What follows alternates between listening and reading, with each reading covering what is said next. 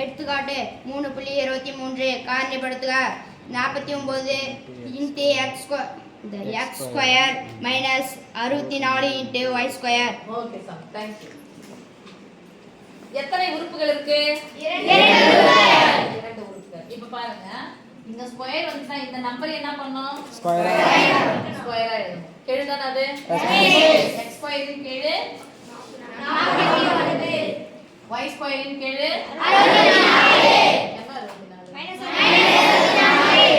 So the square இந்த நம்பரின் square எழுத முடியும்னு பார்க்கலாம். எழுத முடியும் தானே?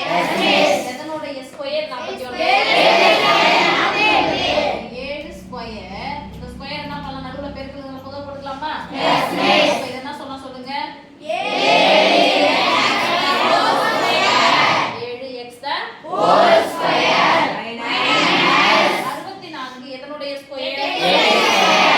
சொல்லுங்க. 8 அவ்வளவுதான் சாமி. 8y the whole square. நான் ஏற்கனவே உங்களுக்கு சொல்லிக்கிறேன், ஃபார்முலாவை தாண்டி ஒன்னு சொன்னேன்.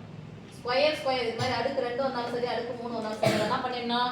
மறந்துடணும். 7x ங்கனா இருக்கும், அது மட்டும் சொல்லுங்க பார்க்கலாம். 7x minus 8y. ஸ்கொயர் வேணா அது என்ன பண்ணனும்? பெருக்கணும் தானே? ரெண்டு உறுப்பா இருந்தா என்ன பண்ணனும்? பிராக்கெட். இன்னொரு முறை போடுங்க. இங்க என்ன இருக்கு? மைனஸ். அதே மாதிரி போட்டோம்னா the whole square நம்ம ரெண்டு முறை போட்டு பெருக்கிற மாதிரி ஆயிடும். ஒரு முறை மைனஸ் போடுங்க, இன்னொரு முறை பிளஸ். அப்ப a square minus b square formula என்னது? a minus b into a plus b. a minus b into a minus b yeah? a plus b. a square minus b square formula a minus b into a plus b.